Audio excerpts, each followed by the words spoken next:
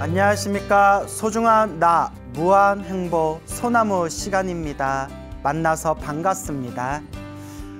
얼마 전에 제 너튜브 제 채널을 관리해주는 관리자분이 이렇게 캡처를 보내오셨어요.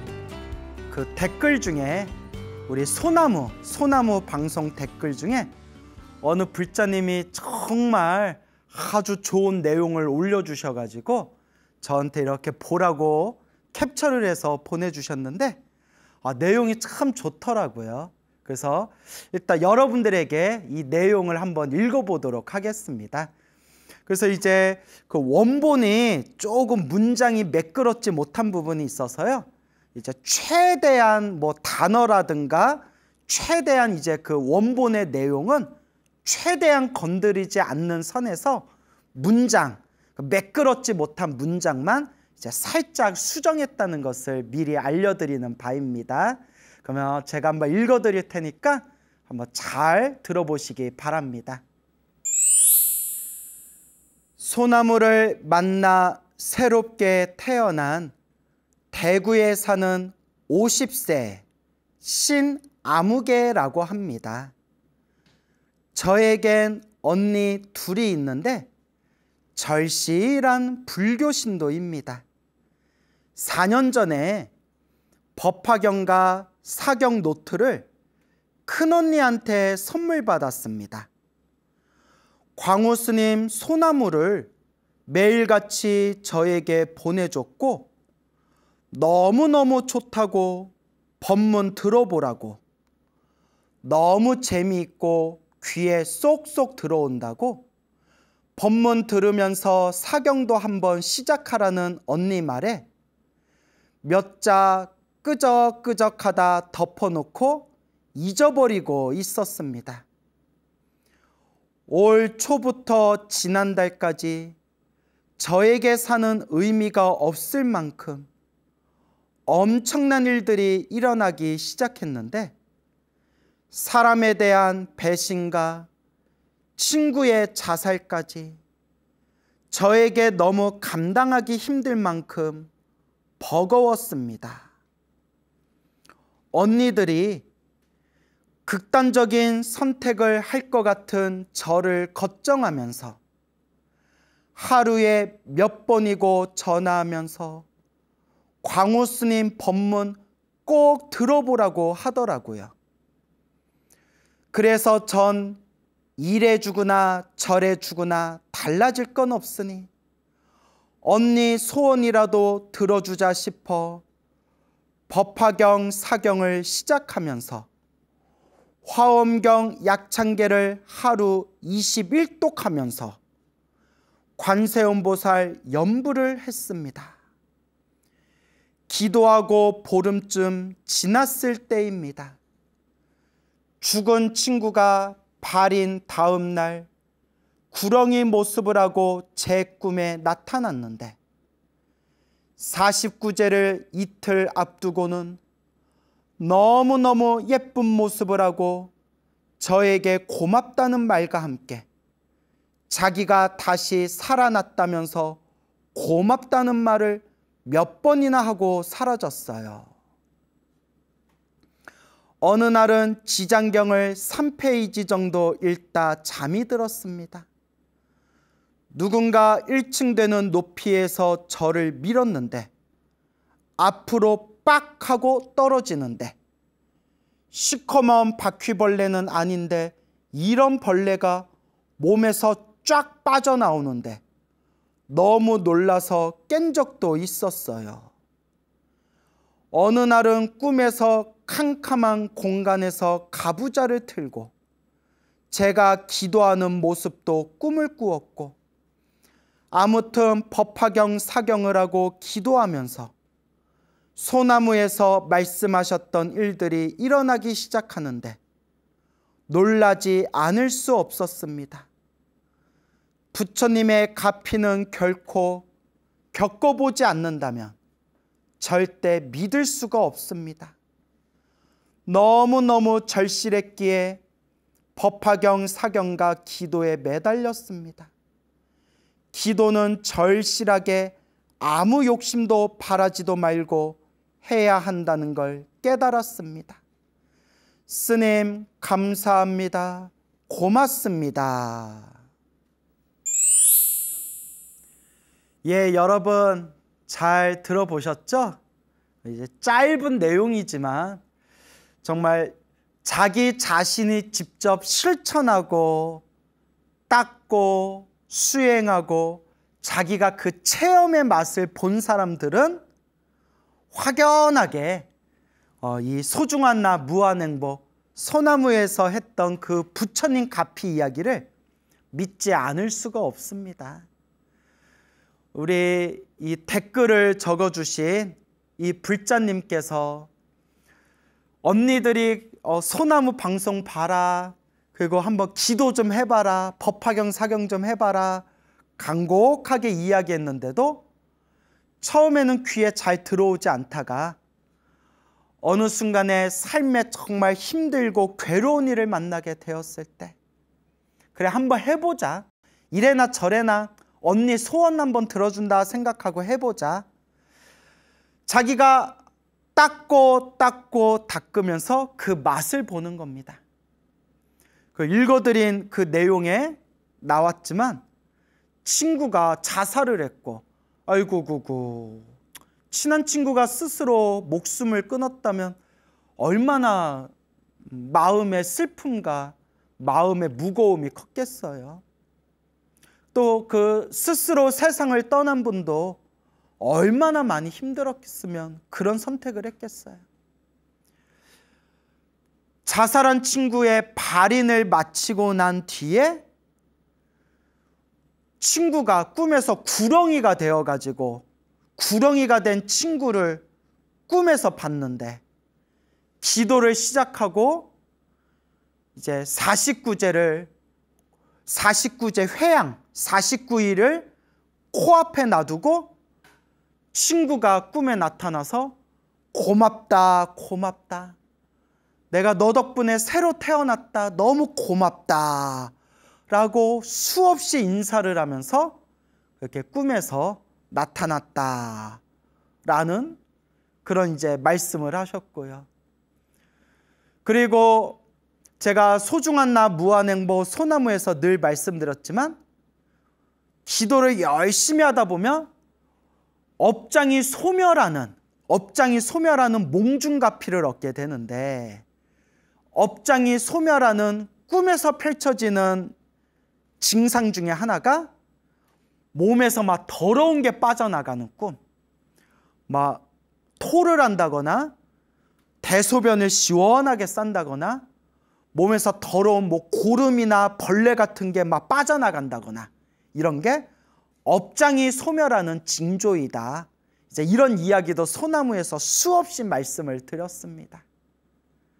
근데 이러한 것들을 하나하나 소나무 방송에서 제가 이야기했던 것들을 스스로 그것을 체험하면서 광우심 소나무에 나온 내용이 정말 사실이겠구나, 거짓이 아니겠구나라는 그런 이제 확신이 생겼다라는 그런 이제 말씀이 되겠습니다. 당연하죠. 제가 여러분들한테 전해드리는 이야기가 거의 대부분 실제로 불자님들이 체험하신, 실제로 경험하고 체험하신 그 이야기를 제가 그대로 전해드리려고 노력하는 그런 내용들이기 때문에 이 소나무에 나오는 내용들이 절대로 그냥 허무맹랑하게 지어낸 얘기들이 아닙니다.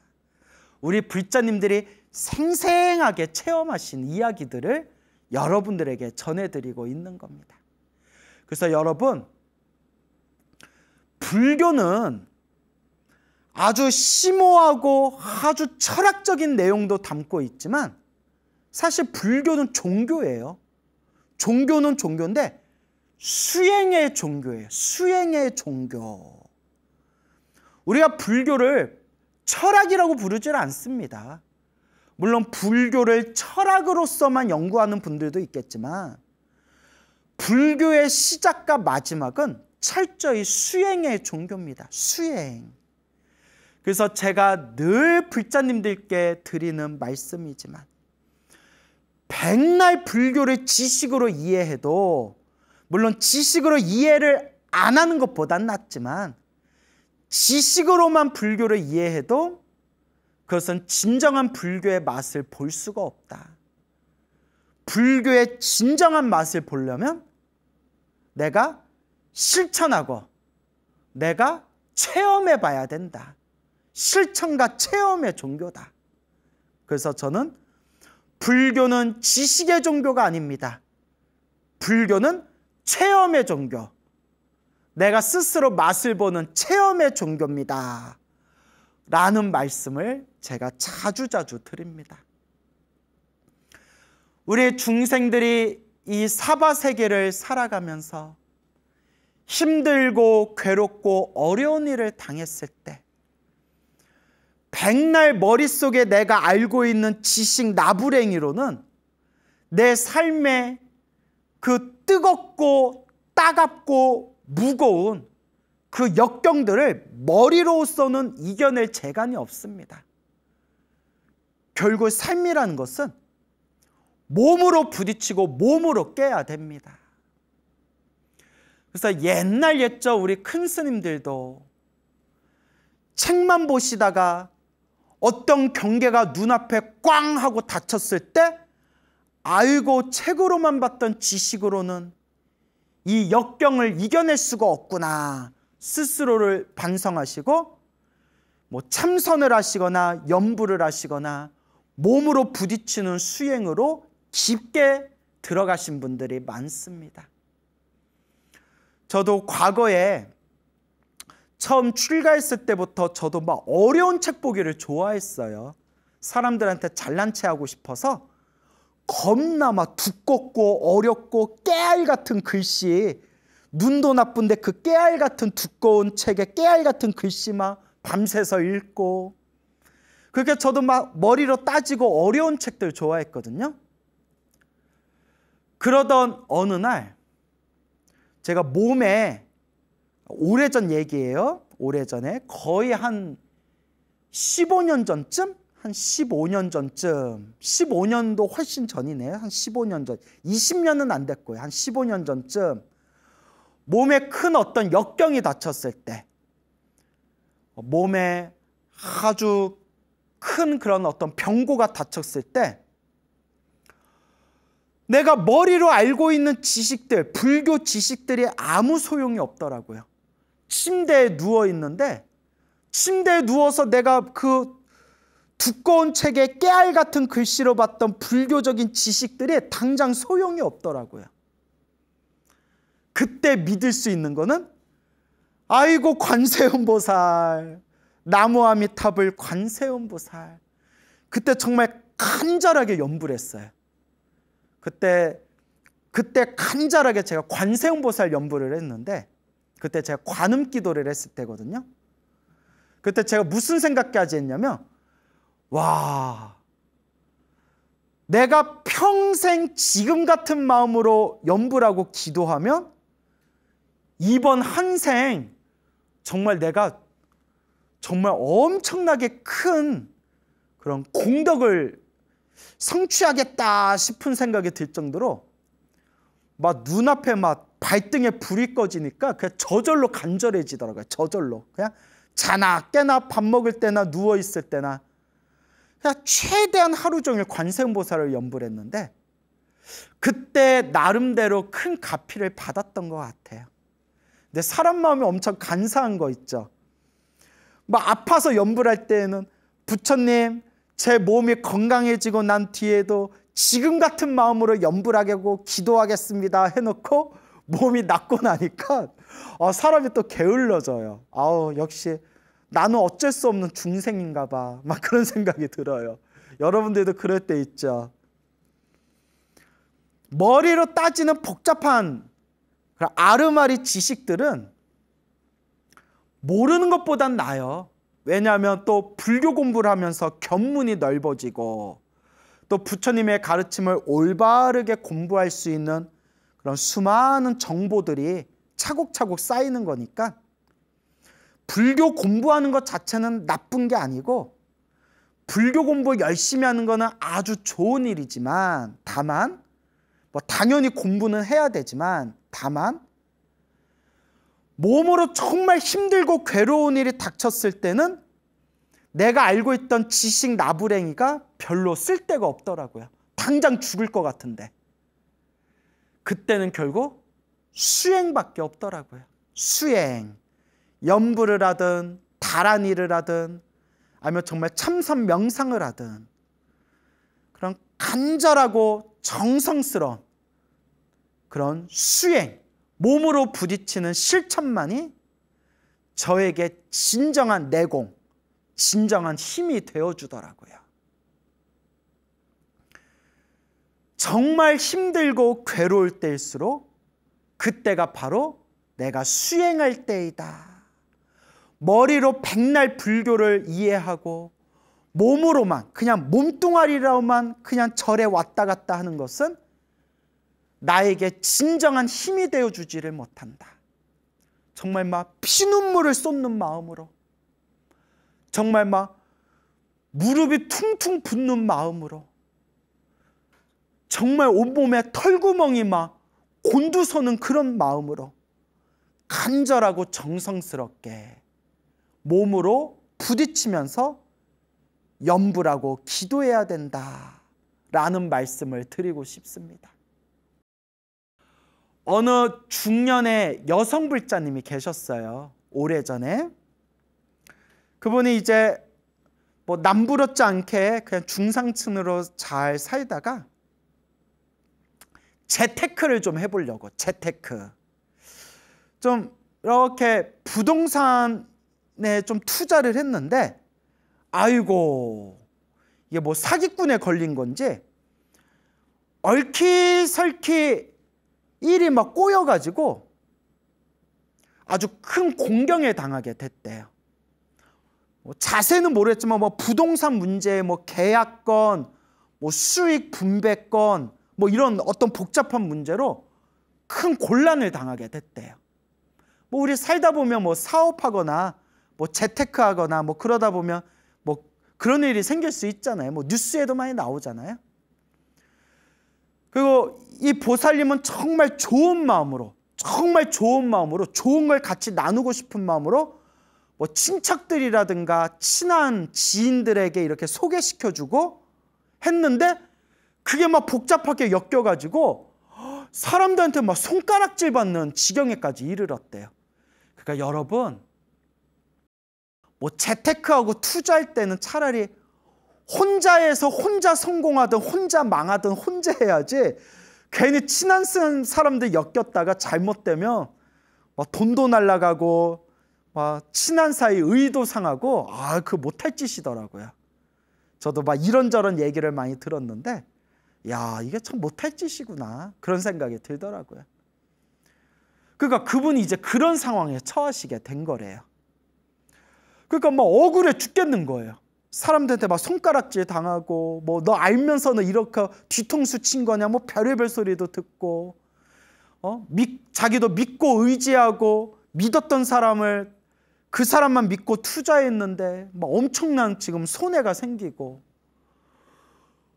이게 막 소송까지 가가지고 몇 개월 동안 막 스트레스를 받는데 야 이게 돈도 돈이지만 몸과 마음이 쩍쩍 피폐해지는 게 느껴지더래요. 그러니까 멘탈 약한 사람들은 사기도 못 쳐요. 예? 멘탈이 약한 사람들은 사업도 못 할 거예요. 그분이 이제 막 밥도 안 넘어가더래요. 막 소화가 안 돼가지고. 그러니까 몇 개월이 지났는데 원래 또 뭐 민사, 뭐 소송 뭐 이런 건 또 오래 간다면서요. 뭐 쉽게 뭐 해결이 안 된다면서요. 저도 뭐 소송 해본 적도 없고 또 그런 일도 뭐 생겨서는 안 되겠지만 뭐 이렇게 아시는 분들한테 얘기 들어보니까 스님 복잡한 민사는 막 몇 년까지 갈 때도 있어요. 그러면 그 소송 걸리면 그 몇 년 동안 그 힘들어서 어떡해요? 그 정신력 약한 사람은 죽어 나가는 거예요. 그래서 소송 때문에 암 걸린 사람들도 많아요. 뭐 이런 얘기도 건너 들었거든요. 에구구구, 참 인생 사는 게 피곤하고 힘들어요. 너무나 이 보살님이 힘들어서 죽을 것 같이 힘들더래요. 이러다 자기 그저 쓰러질 것 같더래요. 그래서 그 극심한 스트레스 때문에 어느 날 평소에 다니던 이제 절에 가서 거기에 이제 노스님이 계셨대요. 주지스님이 노스님이셨는데 스님한테 막 사정사정 자초지종을 얘기하면서 스님, 저 너무 힘들어요. 저 죽을 것 같아요. 너무 괴로워요. 그 스님이 가만히 쳐다보시더니 딱 한마디 하시더래요. 절을 하시오. 법당에 가서 절하시오. 오늘부터 매일매일 절을 좀 하시오. 딱 그렇게 한마디 하시더래요. 절해라. 절을 해라. 그래도 이 보살님이 평소에 그 스님 법문을 들으면서 그래도 절에 좀 다닌 그런 인연공덕이 있어서 그래도 법문 듣는다고 귀똥냥한 거는 있어가지고 부처님께 절을 많이 올리면 몸도 건강해지고 마음도 편안해지고 절을 하면 참 좋다더라. 또 이런 얘기는 이제 많이 들어가지고 요 보살님이 얼마나 힘들었으면 그 말 떨어지기가 무섭게 그래 이렇게 그냥 넋놓고 쓰러지느니 부처님한테 가서 절이라도 좀 하자 하고 그냥 법당에 가서 그냥 절을 시작했대요. 그냥 법당에 가자마자 부처님 저 좀 살려주세요 하고 이제 절을 했는데 그날 딱 108배를 한대. 108배. 원래 절도 108배도 평소에 절 안 하던 사람들은 처음에 108배 하면 그것도 힘들어요. 108배를 딱 끝마치는데 몸이 완전히 녹초가 되더래요. 108배가 이렇게 힘들었나? 108배가 이렇게 힘든데 3000배는 어떻게 하는 거냐? 그래서 이제 집에 가는데 허벅다리가 달달달달 흔들리더래요. 그러니까 평소에 운동을 안 해서 허벅다리에 근육이 없는 분들은 갑자기 처음 108배 하면 다리에 원래 좀 근육에 이제 근육통이 생겨요. 너무나 몸이 힘들어가지고 그날 정말 간만에 침대에 그냥 쓰러져서 잠이 들었대요. 몸이 힘들어가지고. 그래서 여러분, 이 정신과 의사나 심리학자들도 하시는 말씀이지만 마음이 괴로울수록 몸을 자꾸 움직이려 해요. 마음이 괴롭고 고민이 많은데 가만히 있으면 사람이 더 생각이 복잡해지고 마음이 더 우울해진대요. 그러니까 무조건 걸으래요. 무조건 걷고 무조건 땀 흘려라. 그래서 우울증 최고의 약 중에 하나가 운동이다라고 주장하시는 분들도 있더라고요. 그래서 그렇게 108배를 딱 하고 녹초가 돼서 집에 와서 그냥 이렇게 쓰러져서 잠이 들었는데 그때 그 다음날 일어났는데 다리가 이제 뻑적지근하게 이제 알이 배긴 거예요. 하지만 간만에 잠을 푹 자면서 절을 하니까 잠이라도 잘 오는구나. 매일 절이라도 해야 되겠다 해서 매일매일 절을 했대요. 절을 하는데 이제 사찰에 가서 법당에서 절을 하고 법당에 가지 못하면 집에서라도 매일 절을 했대요. 108배 꾸준히 하다 보니까 허벅다리에 근육이 이제 살살 붙거든요. 그러니까 이제 200배로 올렸대요. 200배를 이렇게 하다 보니까 점점 욕심이 생기면서 막 300배씩 절을 했대요. 300배 절하는데 한 1시간 정도 걸리더래요. 좀 천천히 절하면 1시간 정도 걸리고, 정말 절을 가볍게 하는 사람들은 1시간 만에 500배도 절을 해요. 1시간 만에 500배도. 보통 그냥 기본 속도로 절을 하면 한 300배 절하는데 1시간 정도 걸리죠. 여러분, 실제로 이 매일매일 108배를 하시는 한의사분께서 쓰신 책을 봤는데, 인간의 가장 좋은 건강 조건 중에 하나가, 사람의 아주 좋은 건강의 가장 좋은 조건 중에 하나가 두한조결, 두한조결, 두한.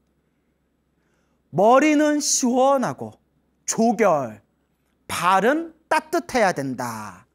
이걸 수승화강이라고 부른대요. 수승화강. 수승, 물에 시원한 것은 위로 올라가고, 화강, 불에 따뜻한 것은 아래로 내려가야 된다. 근데 이게 거꾸로 되면 사람에게 엄청 큰 병이 닥친대요.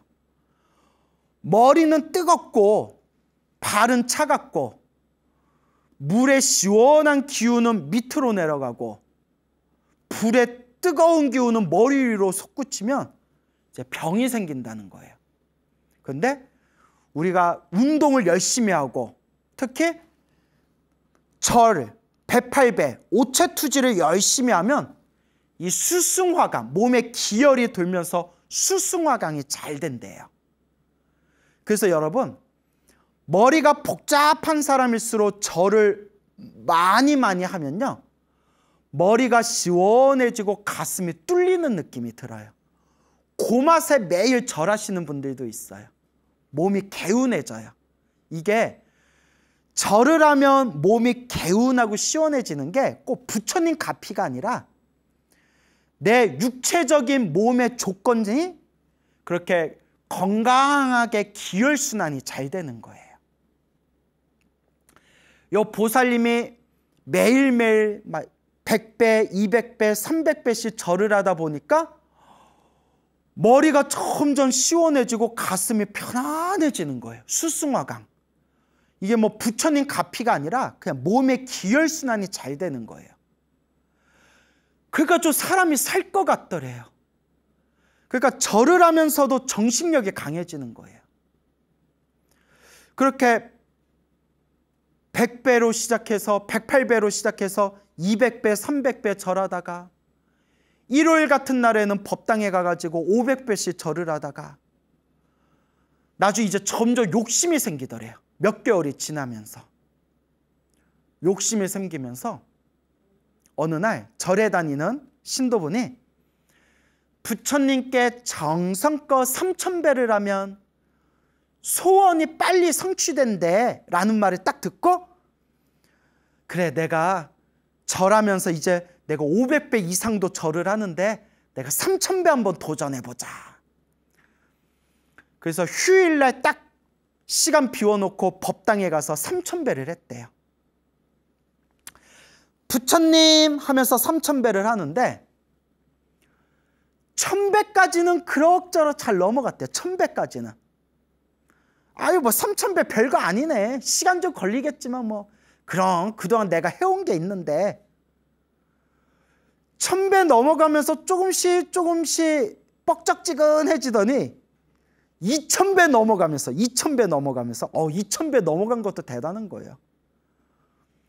죽겠더래요. 아주 그냥 3000배 3000배 몇 배 했냐, 2100배? 그 막 절을 한 뒤에 한 2500배 넘었나 해서 딱 봤더니 한 2300배 이런 거예요. 뭐야, 아직도 한참 남았잖아. 또 막 한참 한 300배 절한 것 같아서 300배 절하고 또 봤더니 겨우 100배 절한 거예요. 너무 힘들어가지고. 그만할까? 2000배 한 것도 많이 한 건데 그만할까? 아니야, 그래도 3000배 하기로 했는데 조금만 더 해서 중간중간 좀 쉬면서 한 9시간, 10시간 걸렸대요. 3000배 하는데. 그러니까 한 1000배까지는 조금 쉽게 하고 2000배 넘어가면서 정말 막 눈물이 날 것 같은 마음으로 정말 겨우겨우 3000배를 했대요. 3000배를 딱 끝냈는데 가슴이 시원하더래요. 그래도 뭔가 했다는 성취감 있잖아요. 그날 집에 가서 그렇게 꿀잠을 잤대요. 그런데 소원 성취가 됐는지 안 됐는지는 모르겠지만 이제 보살님 마음에 변화가 생기는 거예요. 자꾸 너무나 답답한 마음에 막 소송이 걸려 있고 친한 지인들하고 의가 상해서 손가락질까지 받고 믿었던 사람한테 배신당한 상황이고, 이런 상황에서 부처님 저 좀 살려주세요 하고 이제 절을 했는데, 절을 하면 할수록 점점 절을 하면 할수록 자꾸 마음에서, 자기 마음에서 점점 부처님 저 좀 살려주세요 했던 마음이 내가 욕심이 많았구나, 생각해보니까 내가 욕심을 많이 부렸구나, 내가 사람들 도와주고 싶다는 마음에서 친척들, 지인들한테 투자해보라고 권유했지만 사실 이것도 욕심이었구나, 내 욕심이었구나 라는 게 점점 느껴지더래요. 남 탓을 하고 자기도 배신당했다라는 막 억울함, 친척들과 지인들의 손가락질하면서 막 억울하고 분한 마음, 그냥 남 탓하던 마음이 점점 내가 욕심이 많았구나, 내 탓이구나, 내가 욕심이 많았구나 라는 생각이 점점 들더래요. 이걸 전문 용어로 뭐라고 하죠? 철들었다라고 표현하죠. 철든 거예요. 절하면서 이제 철이 드는 거예요. 계속 남 탓하고 있다가 절하면 절할수록 부처님 저 좀 살려주세요, 부처님 제가 뭘 그렇게 잘못했어요 라면서 절하다가 점점 아니지, 아니다, 내가 욕심이 많았구나, 다 내 욕심이었구나 라는 생각이 들더래요.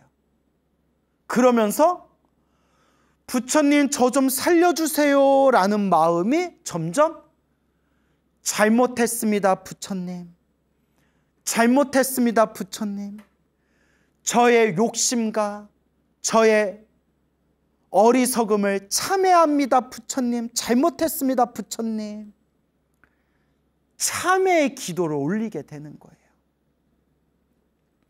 저 살려주세요, 제가 뭘 그렇게 잘못했나요? 나도 피해자인데 저 사람들이 왜 나한테만 이럴까요? 그랬던 억울해하는 마음이 내 탓이다, 내 욕심이고 내 어리석음이다, 내 탓이다, 부처님 저의 어리석음과 저의 욕심을 참회합니다, 잘못했습니다 부처님. 그렇게 절을 하고 하면서 잘못했습니다 절을 하면서 지혜가 생기더래요. 지혜가. 어떤 지혜냐, 그래 내가 요 집착을 놓아버리자, 그냥 내가 한 걸음 뒤로 물러나고 요 움켜쥐고 싶었던 요거 그냥 좀 내려놓고 내가 양보하자, 딱 마음에 끈적끈적거리던 그 집착을 딱 내려놓고 합의하기 위해서 노력하는 순간 일들이 술술 풀려나가기 시작하더래요. 그래서 소송이 잘 마무리됐는데 결국 자기가 양보한 거예요. 사실 재산상에는 큰 손해를 봤지만 그래 놓아버리자, 다 내 욕심이었다, 내 어리석음 때문에 생긴 거다, 놓아버리자 하는 순간 정말 그 피눈물 같은 돈, 재산의 큰 피해는 봤지만 마음의 평화를 되찾았대요. 마음의 평화를 되찾았대요. 그리고 정말 아깝지가 않더래요. 하나도 아깝지 않습니다, 후회되지 않습니다 하면 거짓말이지만 마음에서 그냥 흘려버렸대요. 어차피 내 돈이 아니었다, 딱 그렇게 내려놨대요. 그렇게 집착을 놓을 수 있었던 힘이 바로 부처님께 기도했기 때문에 그 지혜가 나올 수 있었다라는 말씀을 하더라고요. 와, 나보다 낫다, 나보다 나. 그러면서 부처님께 기도하면서 어느 순간 이런 마음이 저절로 생기더래요. 이런 마음이. 참 멋있더라고요. 부처님, 다행입니다. 참 다행입니다. 이만해서 다행입니다. 제 욕심과 어리석음 때문에 큰 손해를 봤지만 이만해서 참 다행입니다. 여기에서 끝나서 참 다행입니다. 감사합니다, 부처님. 감사합니다, 부처님. 이만해서 참 다행이고 감사합니다 라고 딱 기도를 올리는 순간, 저절로 그런 마음이 생기는 순간 그렇게 마음이 편안하더래요. 그래서 주변의 사람들이 다들 그 보살님 얼굴을 보면서 야, 너 얼굴 너무 좋아. 야, 얼굴에서 빛이 나는 것 같아. 얼굴이 너무 편안하고 얼굴이 좋아 보인다는 얘기를 그렇게 많이 들으셨다고 합니다.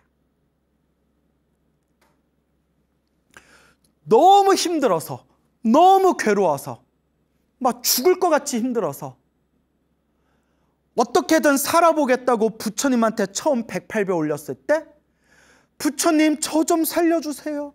저 좀 살려주세요.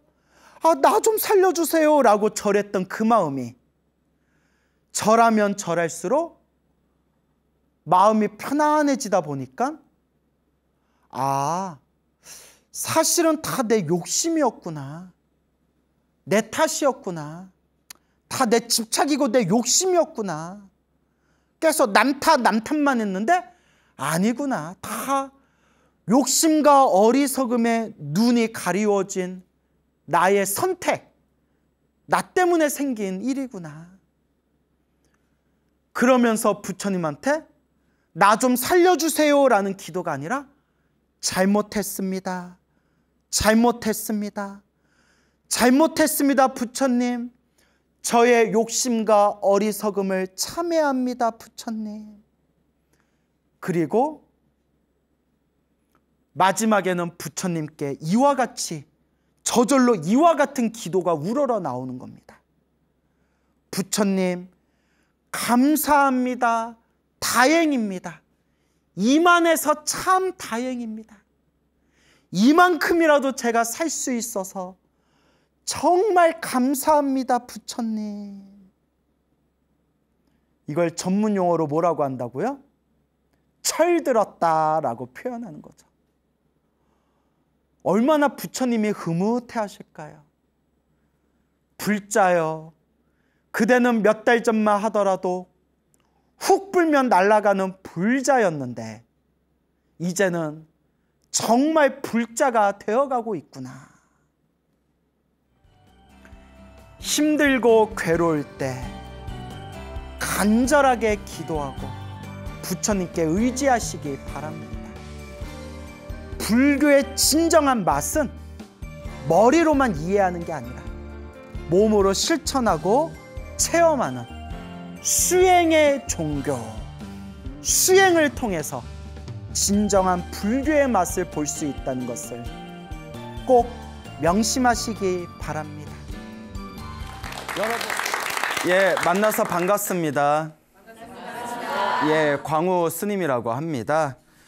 어떤 분이 또 화계사에 이제 편지를 맡겨놓고 가셔가지고 제가 또 한번 이 편지를 읽어드리겠습니다. 미국에서 보내셨어요. 뭐 오야? 그래요, 미국. 광우 스님 안녕하세요. 저는 미국 LA에 살고 있는 줄리아라고 합니다. LA에 계시는 불자님께서 광호 스님 소나무 방송을 보라고 권유를 해주셔서 들어봤는데 너무 재밌어서 1회부터 듣고 있습니다. 너무너무 재밌어요. 친구들한테도 소개 많이 했어요. 제가 사실은 8월 달에 아침에 심한 교통사고가 나서 차가 뒤집어지고 그 자리에서 폐차가 되었어요. 그런데 아주 신기한 경험을 했는데 차가 뒤집어지는 순간에 누군가가 포근하게 저를 감싸 안아주는 걸 느꼈어요. 그래서 그런지 저는 너무 멀쩡했어요. 소방차 4대, 구급차 1대, 경찰차 1대 달려왔는데 제가 너무 멀쩡하게 살아있는 모습을 보고 다들 놀라는 것이었어요. 그때도 저는 스님의 소나무 법문을 들었어요. 너무너무 신기했어요. 부처님을 믿는 분은 저보고 부처님의 값이 받았네 하셨어요. 아무튼 저는 지금 아주 건강하게 살아있어요. 이번에 한국에 출장 왔던 차에 화계사에 와서 스님 만나 뵙고 인사하고 싶었는데 성지순례 가셨다고 하네요. 너무 아쉬워요. 제가 오늘 밤 비행기로 미국 돌아갑니다. 이제 내년 2월에 다시 한국 나오게 되면 그때 꼭 스님 찾아뵙고 인사드리도록 하겠습니다. 스님 항상 건강하셔요.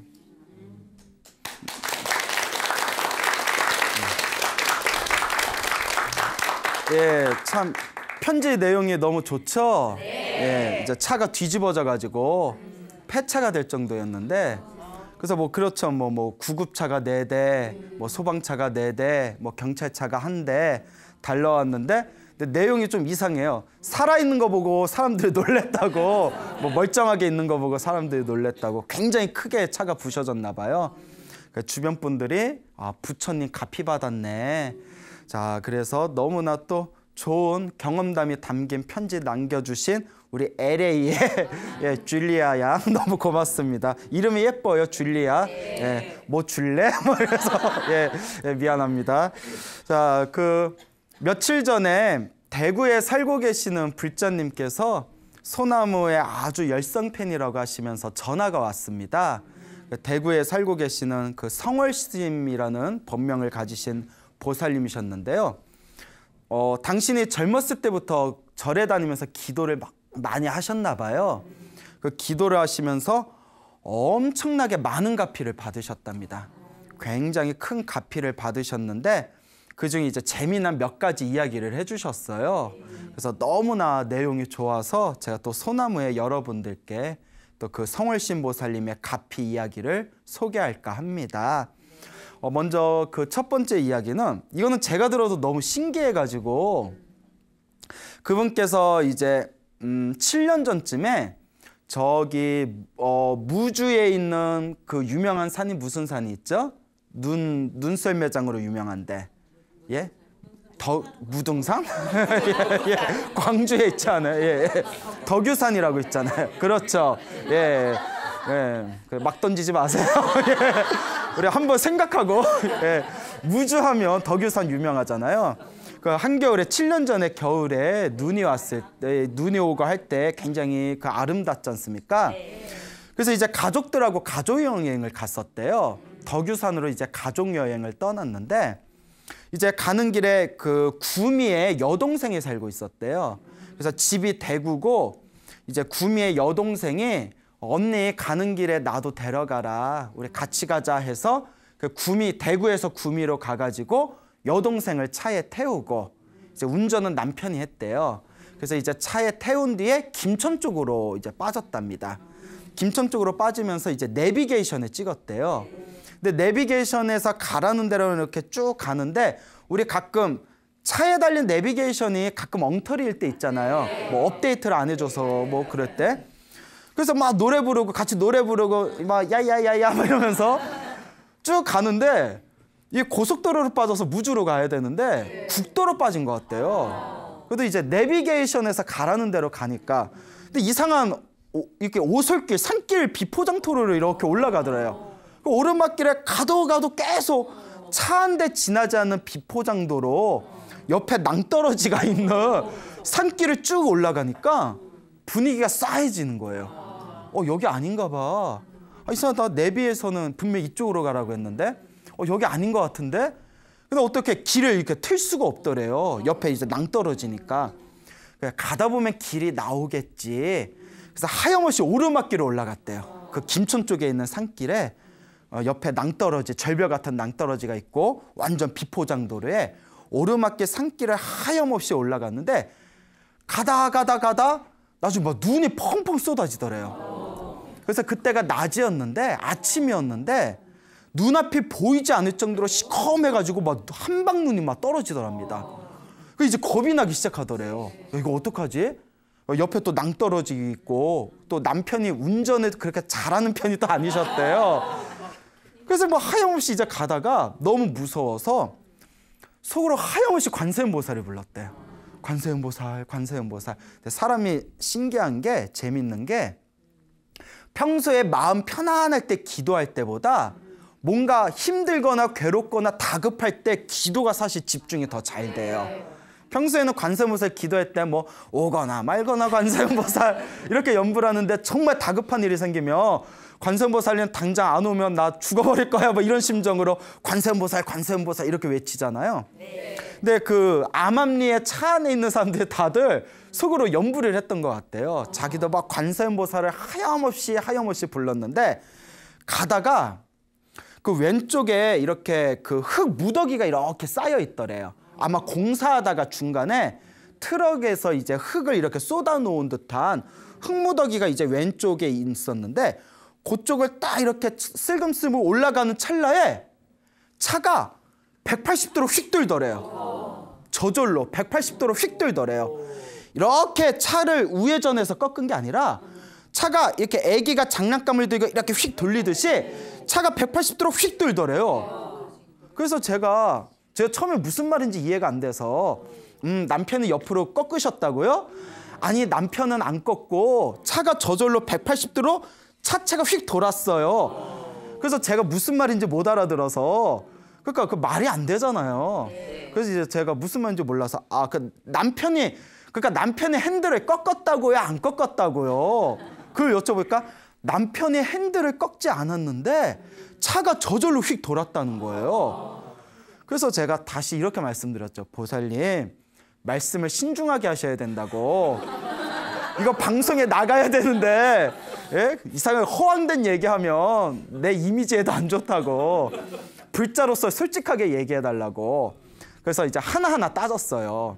이제 물리적으로 저도 나름 고등학교 나온 고등교육 받은 사람인데 나도 물리 시간 배웠거든요. 차가 어떻게 핸들도 안 꺾고 핸들을 꺾어도 180도로 이렇게 돌는 게 아니잖아요. 차가 이렇게 이제 삥 둥글게 돌지.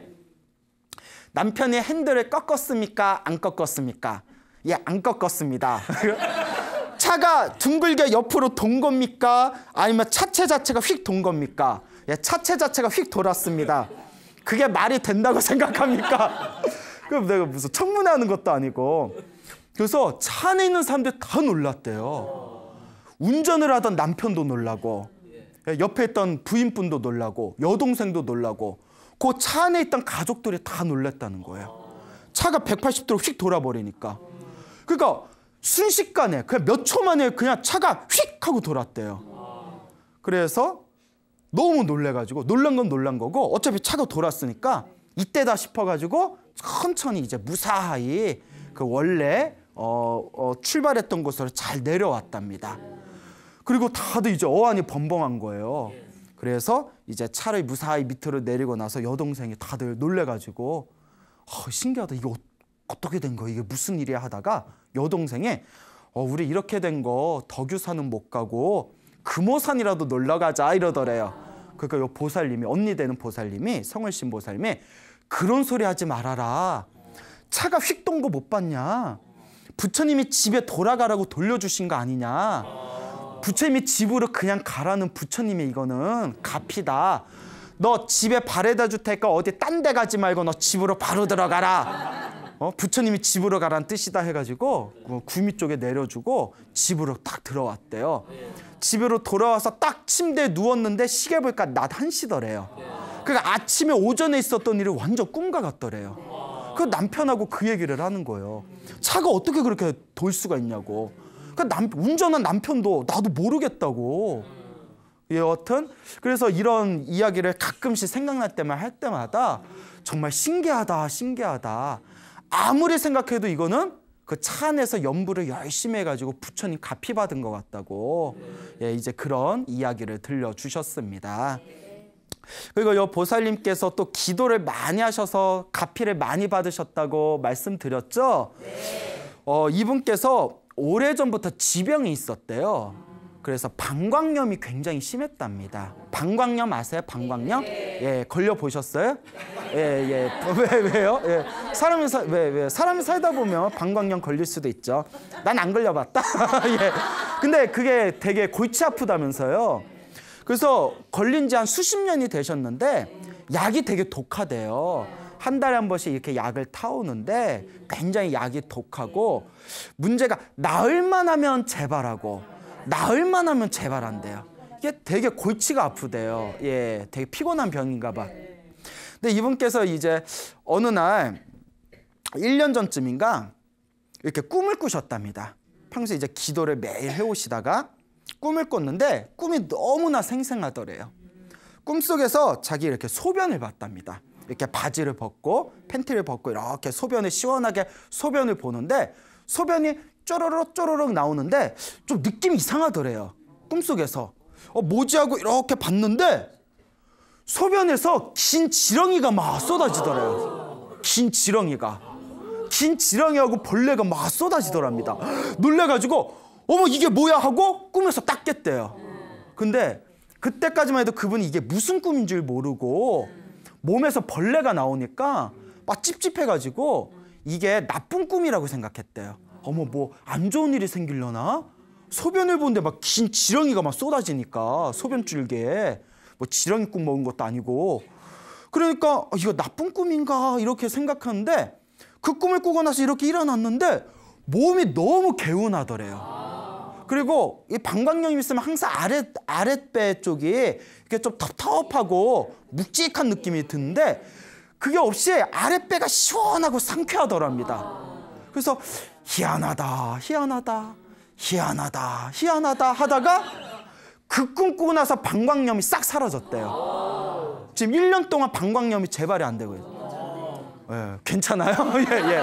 그래서 이분이 이게 무슨 꿈인 줄 모르다가 소나무를 보고 나서야 소나무에 제가 이렇게 그 몸에서 벌레 나오는 꿈을 꾸면서 병이 나은 이야기 해드렸잖아요. 며칠 전에는 능엄주 외우셨던 분이 오른팔 마비된 데에서 꿈에서 오른팔에서 실지렁이가 나오는 꿈을 꾸고 나서 오른팔이 나았다. 그새 기억 안 나요? 예, 기억나죠? 그러니까 제가 소나무 이야기하면서 꿈 이야기하면서 꿈에서 뭐 몸에서 더러운 게 빠져나가는 거 막 대소변을 시원하게 둔다거나 몸에서 벌레나 무슨 찌꺼기 같은 게 빠져나오는 거는 업장소멸 꿈이다. 이런 걸 소나무에서 몇 번 말씀을 드렸거든요. 요 성울신 보살님 불자님이 나중에서야 소나무를 보시고 나서 아 그때 그 꿈이 업장이 소멸하는 꿈이었구나. 그래서 그때 방광염을 일으키던 업장이 소멸됐는지 그 꿈을 꾸고 나서 그 방광염이 싹 사라졌답니다. 예, 그래서 그런 경험담을 얘기를 해주셨습니다. 그리고 이 세 번째 이야기가 또 아주 재밌어요. 이분이 이제 내일 모레면 이제 환갑이 되신데요. 이제 제 50대 후반이신데 이제 직업이 미용사시래요. 그래서 미용실을 운영하면서 평생 동안 이제 가위질을 하셨잖아요. 이렇게 이제 막 가위질을 하셨으니까 직업병이 생기셔서 이렇게 팔하고 어깨가 아프시더래요. 팔하고 어깨가 아프고 어느 순간 그 목이 뻣뻣하게 마비가 더 들어요. 그래서 이렇게 목도 안 돌아가고 그래서 병원을 급히 가봤더니 뭐였겠어요? 그렇죠. 만만한 게 목 디스크죠. 목 디스크라고 판정을 받아서 그래가지고 이제 꾸준히 병원을 다니면서 물리치료를 받았대요. 그리고 그분이 평상시에 시간 낼 때마다 금강경 사경을 하셨답니다. 금강경을 베끼는 사경을 했는데 그 뒤로 금강경 사경을 좀 쉬셨대요. 팔이 너무 아파가지고. 대신 이제 기도 마음으로 이제 관세음보살 연불은 열심히 하시고. 근데 어느 날이었답니다. 남편하고 매일 아침에 남편하고 애완견 데리고 아침 산책을 운동을 다니신대요. 근데 그날도 이제 아침에 이제 남편하고 같이 애완견 데리고 아침 산책하려고 공원을 나섰는데 아침에 깜빡하고 화장실에 안 가셨대요. 그래서 소변을 못 보셔가지고 아침에 이제 이렇게 산책을 하다가 이렇게 소변이 막 마려워서 남편한테 여보 여기 공원 여기 조그만 공원 화장실에서 나 소변 좀 볼게 밖에서 기다려요 하면서 그 공원에 보면 이렇게 공용 화장실 있지 않습니까? 그 여자 화장실에 이렇게 이제 들어갔는데 분명히 지금 생각해도 너무 이상하대요. 바닥에 아무것도 걸릴 게 없었대요. 아무것도 없었는데 들어가다가 발이 뭔가에 딱 걸려가지고 그대로 앞으로 곤두박질 치셨대요. 넘어지셨는데 이제 좁으니까 문 앞에서 넘어지니까 앞에 있는 화장실 벽에 정말 문짝이 떨어져 나갈 정도로 꽝 소리를 내면서 얼굴에 부딪히셨대요. 앞으로 확 곤두박질. 그래서 얼굴에 꽝 부딪혔는데 그때 목이 두둑하고 꺾이셨대요. 목이 꺾였대요. 목이 꺾였는데 웃음이 나와요. 사람 죽을 뻔했는데 뒤에서 남편이 놀래가지고 119를 부를까 응급차를 부를까 응급실 가보자 난리가 났대요. 남편이 뒤에서 봤잖아요. 목이 확 꺾이는 거. 그 잘못하면 뇌증탕 걸리거나 그 목이 꺾이잖아요. 부인이 아니야 나 괜찮은 것 같다고. 근데 나 놀랬을까 우리 집에 가서 좀 쉬고 싶다고. 그래서 집에 왔대요. 놀란 가슴이 이렇게 가라앉히고 너무 놀랬잖아요. 그래서 이제 거울에 가서 얼굴을 봤대요. 근데 얼굴에 상처 하나 없더래요. 희한하다 해가지고 이렇게 목을 돌려봤는데 목이 휙휙 돌아가더래요. 목이 꺾였는데 왜 돌아가지? 휙휙 목이 돌아가서 그 화장실에서 넘어진 이후로 목 디스크가 싹 나으셨대요. 야, 신기하죠? 그래서 여러분 목 디스크 있는 분은 어디 가서 넘어지셔라? 네, 화장실 가서. 네, 그렇다고 진짜 화장실에서 넘어지시면 안 돼요. 너무 신기하죠? 예, 넘어져도 어디? 공원 공용 화장실에서. 그래서 이거 진짜 부처님 갚인 것 같다고. 그러니까 근데 이분이 정말 기도를 많이 하셨나 봐요. 남들은 평생에 한 번 경험해보지 못할 걸 3번이나 경험했잖아요. 그래서 차체가 180도 핸들을 꺾지도 않았는데 180도로 휙 돌아서 무사하게 집으로 돌아온 이야기. 방광염이 굉장히 심했는데 그 꿈에서 소변에서 지렁이가 흘러나오는 쏟아지는 꿈을 꾸고 나서 방광염이 싹 나은 이야기. 그리고 목 디스크가 심했는데 어디에 부딪혀서? 화장실 문에 부딪혀서 목이 꺾여가지고 디스크가 나은 이야기. 이 정도면 세상에 이럴 수가 뭐 이런 데 나가도 될 것 같은데. 그래서 제가 여쭤봤어요. 무슨 기도를 많이 하셨냐? 기도를 어떻게 하셨냐? 그래서 좋다는 기도를 많이 하셨는데 이거 말고도 가피를 많이 받으셨대요. 그리고 자식들도 잘 자라가지고 가족들을 위해서 기도를 열심히 했는데 뭐 애들도 서울대 들어가고 뭐 다들 잘 크고. 그래서 무슨 기도를 제일 많이 하셨어요? 했더니 평소에 금강경 사경을 틈틈이 하고 제일 중요한 게 아침에 눈 뜨면 저녁에 잠들 때까지 시간이 있을 때마다 마음속으로 항상 관세음보살님을 불렀대요. 예, 일할 때는 일하고 볼일 있을 때는 볼일 보되 항상 시간이 남을 때마다 항상 관세음보살 연부를 했었다. 그래서 제가 아유 대단하십니다. 정말 불보살님 값이 크게 받으셨네요. 그러니까 지금 같은 마음으로 꾸준하게 기도하십시오라고 제가 크게 칭찬을 드렸습니다. 그러니까 여러분들도 뭐 이런 어떤 재미난 이야기를 듣고 야, 거참 신기하네. 이렇게 한 귀로만 흘리지 마시고 누가 기도해야 된다? 내가 기도해야 돼요. 남 기도 열심히 해서 남 로또 당첨돼봤자 나랑 아무 관계 없어요. 예? 뭐 하다못해 나 칼국수 한 그릇도 안 사줘. 내가 잘 돼야지. 누가 잘 돼야 된다? 내가 잘 돼야죠. 내가 기도를 해야 됩니다.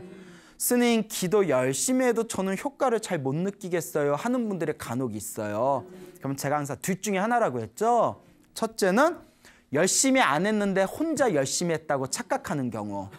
두 번째는 정말 열심히 했지만 전생에 지어놓은 업장이 두꺼워서 그 업보가 녹고 있는 과정이라고. 제가 항상 드리는 말씀이 당장의 기도의 효험과 효과에 일희일비하지 말고 차분한 마음으로 불보살을 믿는 그 확신과 믿음의 마음으로 꾸준하게 기도를 닦아나가다 보면 분명히 여러분들에게도 은은한 가피가 있을 것이다. 꼭 명심하시길 바랍니다. 네. 알겠죠? 네. 자, 그리고 또 어떤 불자님에게 또 재미난 이야기를 들었습니다. 그 오산에 살고 계시는 노보살님이세요. 오산이라고 아세요? 오산? 네, 저기 사산도 아니고 육산도 아니고 오산입니다. 병점이라고 아세요? 병점? 네, 그 병점에서 좀 더 가면 제 외할머니께서 병점에 사셨어요. 예, 그래서 병점. 자, 그런데 그 병점 얘기를 내가 왜 했죠? 자, 예, 오산 얘기하다가 오산에 살고 있는 불자님께서 웃지 마세요. 오산에 살고 있는 그 연세가 많으신 지금 연세가 80 정도 되신데요.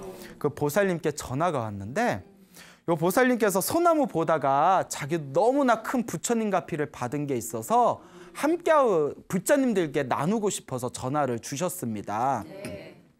이 보살님께서 10몇 년 전에 자살하러 가셨대요.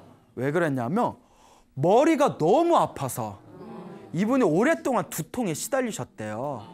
갑자기 두통이 생겼는데 두통이 너무 심해가지고 머리가 깨질 것 같더래요. 근데 이게 아무리 약을 먹고 아무리 치료를 받아도 효과가 없으니까 머리가 너무 깨질 것 같아서 하루하루가 힘든 거예요, 나중에는. 여러분, 그 통증이 몇 날 며칠 계속 극심한 통증이 지속되면 나중엔 진짜 삶의 의욕이 사라지거든요. 이럴 바에 죽는 게 낫겠다. 너무 머리가 깨질 듯이 아파서 이분이 이제 평소에 기도를 많이 해오셨대요. 뭐 관음 기도도 하고 지장 기도도 하고 기도를 꾸준히 해오셨는데 어느 날 머리가 너무 아프셔가지고 법당에 평소에 다니던 법당에 가서 부처님 관세음보살님한테 기도를 올리면서 부처님 관세음보살님 저 그냥 세상 떠나렵니다. 죄송합니다 부처님 저 너무 힘들어서 이제 못 살겠습니다. 저 그냥 이 세상 그냥 떠나렵니다 라고 부처님한테 고하셨대요. 그럼 뭐 부처님이 그래 잘 가 뭐 이럴 리는 없잖아요. 근데 이제 당신 딴에는 불자니까 부처님 저 이제 세상 떠나렵니다 하고 마지막으로 간절하게 정성껏 기도를 올렸답니다. 그리고 그래 이 세상 미련 없이 하직하자. 너무 머리가 아프니까. 그리고 그날 잠이 들었는데 너무나 생생한 꿈을 꾸셨대요. 딱 잠이 들었는데 뒤에서 정말 생각하기도 싫은 정말 흉악하고 무섭게 정말 무섭게 생긴 악마가 자기 막 뒤를 쫓아오고 자기가 꿈에서 하염없이 어두운 길을 도망치는 꿈을 꾸신 거예요. 악마가 막 뒤에서 막 쫓아오더래요. 너무나 무섭게 생긴 악마가 뒤에서 자기를 쫓아오다가 자기가 막 어둠에서 막 이리저리 도망을 다니는데 갑자기 눈앞에서 앞에서 관세음보살님하고 뒤에서 지장보살님이 짠 하고 나타나시더니 자기를 앞과 뒤에서 이렇게 안아주시더래요. 이렇게 감싸주시더래요. 관세음보살님하고 지장보살님이 이렇게 감싸주시더니 그러니까 악마가 딱 오다가 자칫 쫓아오다가 관세음보살님하고 지장보살님이 양쪽에서 자기를 안아주시니까 딱 가까이 오지를 못하더래요.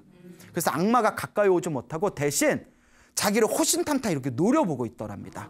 가까이는 오지 못하고 이렇게 노려보고 있을 때 요 보살님이 관세음보살님하고 지장보살님이 이렇게 안아주고 계셨다고 했잖아요.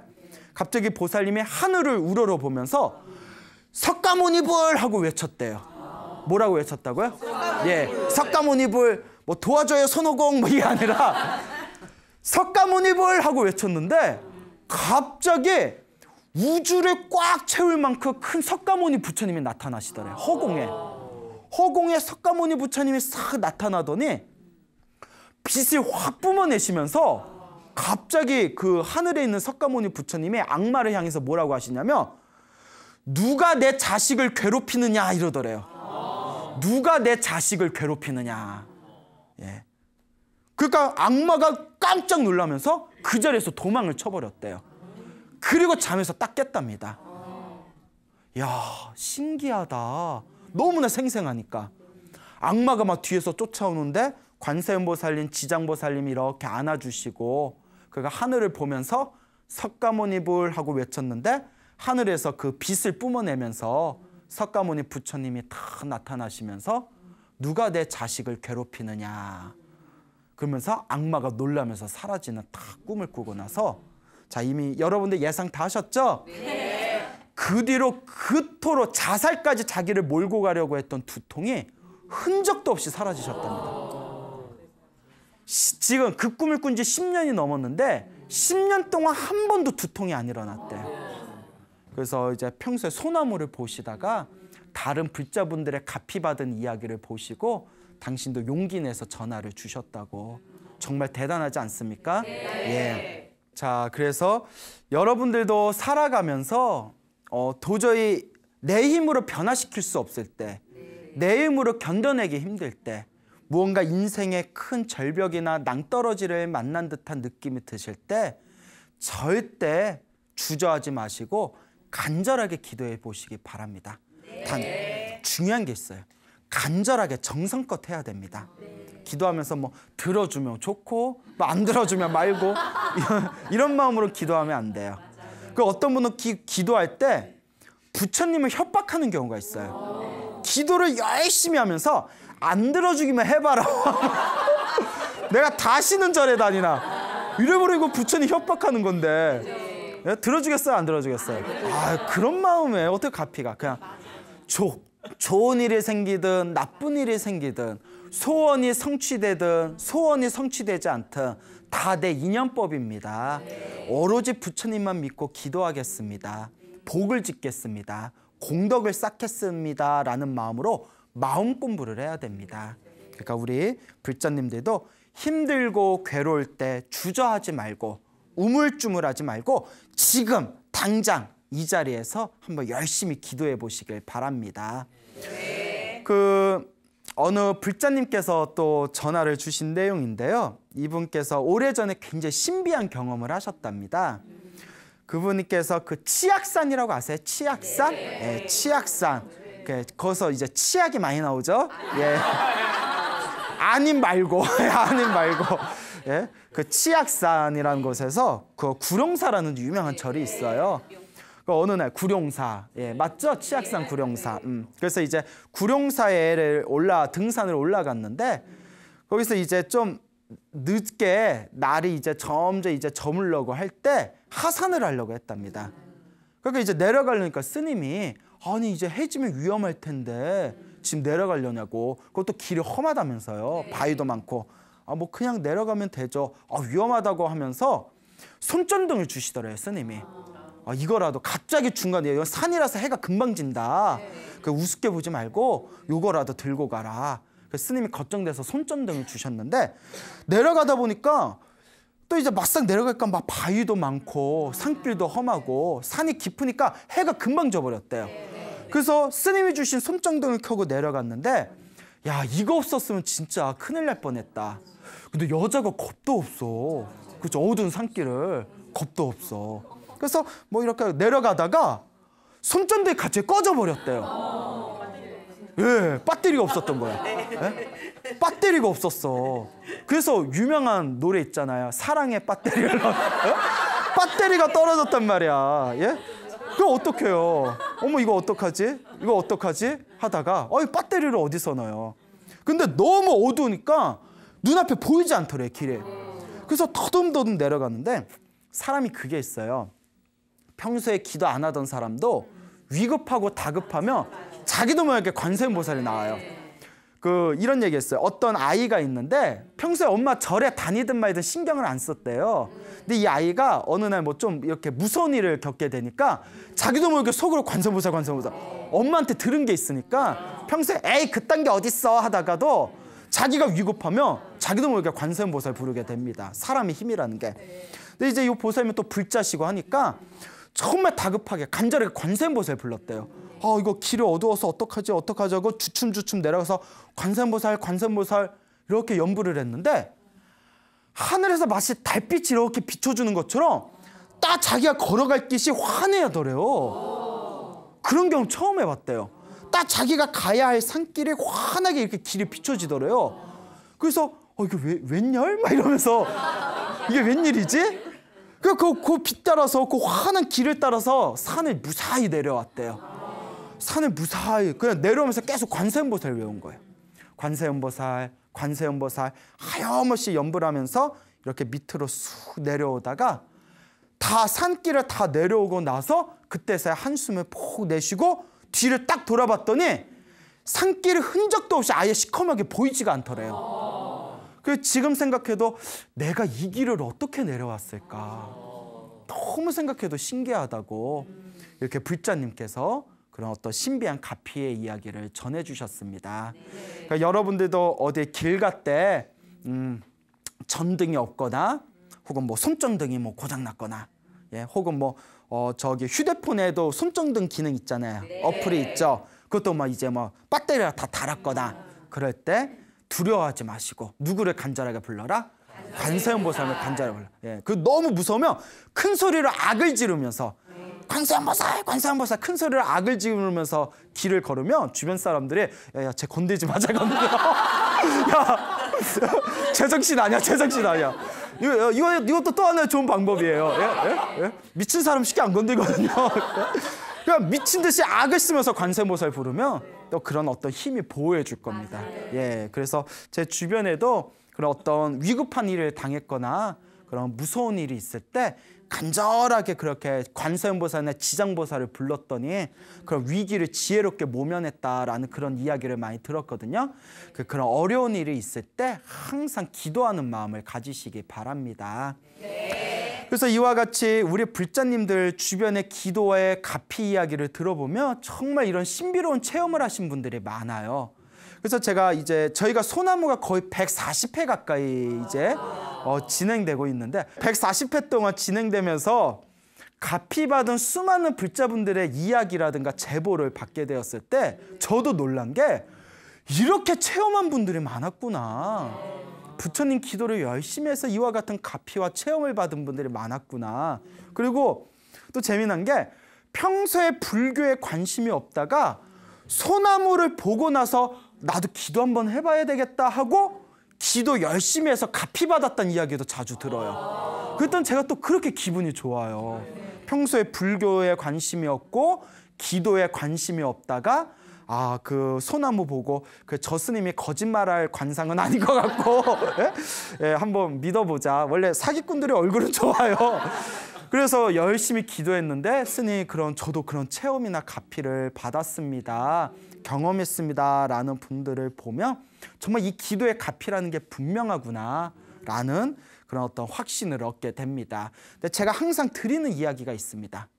이게 남 얘기가 되어서는 안 돼요. 누구의 이야기가 돼야 된다? 나의 이야기가 되어야 된다. 나의 이야기가 돼야 됩니다. 이런 소나무를 보시고 어느 보살님께 전화가 왔어요. 스님, 소나무 지금까지 다 열심히 보고 있습니다. 스님, 근데 저도 스님 방송 보면서 오랫동안 기도 열심히 했는데 제가 기도하면서 저도 기도를 많이 한 것 같은데 저는 효과를 못 봅니다. 가피를 못 받았습니다. 스님, 저 왜 그럴까요? 이러시더라고요, 보살님이. 그래서 그래요? 기도는 꾸준히 해야 됩니다. 무슨 기도 하셨는데요? 기도를 어떻게 하셨는데요? 하고 여쭤보니까 매일 천수경 한 편씩 읽고 관세음보살 하루에 108번씩 했어요 이러더라고요. 그래서 제가 목구멍까지 넘어온 소리가 꼴랑? 아니 천수경 한 번 읽고 관세음보살을 1080번이나 10,000번도 아니고 몇 번? 108번. 관세음보살을 108번 읽고 효과가 있어요 없어요 하면 이거 안 되거든요. 정말 내가 엄청난 내 몸과 마음의 변화를 느끼고 가피를 얻으려면 정말 집중해서 몰입해서 해야 됩니다. 그래서 내가 보살님한테 꼴랑 이러면 또 보살님 상처받으실까 봐 나도 모르게 목구멍까지 꼴랑 하려다가 아우 콜라 먹고 싶어 이렇게 그러면서 뭐라고 했냐면 보살님 하루에 천수경 한 번씩 읽고 관세음보살을 하루에 108번이라도 염불하신 거는 되게 좋은 겁니다. 하지만 보살님의 무거운 업보를 소멸하고 정말 간절하게 소원을 성취하고 싶다면 더 하셔야 됩니다. 그랬으면 얼마나 해야 돼요? 이래서 최소한 관세음보살 하루에 1만 번 이상씩 하시고 시간 여도 이러신다. 기도를 안 해봤다는 증거예요. 예. 하루에 1만 번 이상씩은 하시고 시간 되면 주말과 시간 넉넉할 때는 3만 번씩 한번 확 밀어붙여야 됩니다. 그렇게 오래오래 하셔야 됩니다 했더니 내가 1만 번 이랬더니 이러시더라고요. 1만 번이요? 이러시더라고요. 그래서 보살님 기도를 내가 하고 싶은 거 다 해가면서 기도 조금 하는 것 갖고는 진짜 값이 얻기 어렵습니다. 안 하는 것보단 낫지만 보살님이 원하는 가피를 확실히 체험하려면 하루에 1만 번씩 밀어붙여 보세요. 1만 번 해도 안 되면 3만 번씩 밀어붙여야 됩니다. 했더니 예 한번 해볼게요 하면서 그 뒤로 연락이 없어. 예. 자 어쨌거나 그리고 우리가 이렇게 기도라는 것은 정말 간절하고 정성스럽게 해야 된다라는 것을 명심해야 됩니다. 그리고 제가 또 항상 드리는 말씀 중에 하나지만 기도를 하다 보면 안 좋은 일이 생길 때가 있어요. 제가 이제 소나무 이야기하다 보면 꼭 좋은 얘기들만 골라서 하잖아요. 근데 이제 실제로 기도하다 보면 소나무에선 기도하다 보면 좋은 일만 생기던데 내가 막상 기도 시작했더니 오만 작것들이 다 자기를 괴롭히더래요. 그렇게 표현해요. 오만 작것들이 자기를 괴롭히더라고. 평소에는 건드지도 않던 사람들도. 그래서 저 기도 괜히 시작했나 봐요. 이런 분도 계셨어요. 아니라고. 보살님 기도 정말 제대로 하는 거라고. 보살님이 전생에 지었던 보살님의 안 좋은 업보가 크게 받을 걸 지금 작게 받고 있는 거라고. 기도하면서 업장이 소멸하는 거라고. 그러니까 그런 거에 구애받지 마시고 그냥 꾸준하게 하시면 반드시 효과와 효험을 보실 겁니다 라고 제가 항상 신신당부를 드립니다. 그러니까 우리 이 소나무를 보고 계시는 불자님께서도 꼭 명심하셔야 되는 게 제가 막 관세음보살 기도 이야기하면 저 오늘부터 관세음보살 기도하려고요. 예, 잘하시네요. 그러다가 또 소나무에서 지장보살 기도 얘기하면 생각해봤더니 저 지장보살 기도하려고요. 예, 이거 하세요. 그러다가 또 며칠 전에 능엄주 이야기했더니 스님 가만히 생각해봤는데 저는 능엄주가 좀 맞는 것 같아요. 그래서 제가 뭐라고 했냐면 그냥 하지 마. 무슨 기도를 하든 다 하나로 통한다는 거. 그러니까 관세음보살 기도를 하든 지장보살 기도를 하든 능엄주 기도를 하든 금강경 기도를 하든 하나를 꾸준히 하되 간절하게 몰입해서 해야 된다. 그냥 꼴랑 하면 안 되고요. 예, 정말 간절하게 하루 동안 몰입해서 시간 형편이 되면 형편이 되는 대로 기도를 하시고 그리고 제일 중요한 거 좋은 일이 생기든 나쁜 일이 생기든 다 내 인연법이다. 내가 지금 닦은 것은 언젠가 나에게 돌아온다. 지금 기도하다가 나쁜 일이 생긴 거는 내가 전생에 지었던 업이 녹고 있는 과정이다라는 이 마음 공부가 절대적으로 필요합니다. 그러니까 여러분들 인생 살아가면서 팔자가 좋네, 더럽네, 예? 내 인생 이렇게 왜 내 인생 저 수능 합격 때 먹는 역 같네, 뭐라든가, 예. 예, 재밌어요? 되게 크게 웃으시네. 역 좋아하세요? 예. 그리고 이렇게 나는 살아가면서 일이 잘 풀리네, 안 풀리네. 이렇게 후회하거나 따지거나 나 원망하지 마시고요. 좋은 일이든 나쁜 일은 다 내가 지은 인연법입니다. 그러니까 여러분들의 삶을 여러분들의 아름다운 삶으로 변화시키고자 한다면 기도하고 복을 짓고 공덕 쌓고 선업을 지으면서 자꾸 꾸준하게 지어나가신다면 오늘 여러분들께 말씀드렸던 소나무 그 애청자분들의 그런 신비한 가피와 체험이 남의 일이 아니라는 것을 여러분들의 몸으로 완전히 체험하실 날이 오실 겁니다. 그러니까 이러나 저러나 그저 열심히 기도하고 복 지으시기 바랍니다. 알겠죠? 네. 여러분, 행복해지고 싶습니까? 행복한 삶을 창조하고 싶습니까? 복을 지으십시오. 선업을 지으십시오. 공덕을 쌓으십시오. 복과 선업과 공덕의 힘이 여러분들을 진정한 행복의 길로 이끌어 줄 것입니다. 여기서 마치겠습니다. 소중한 나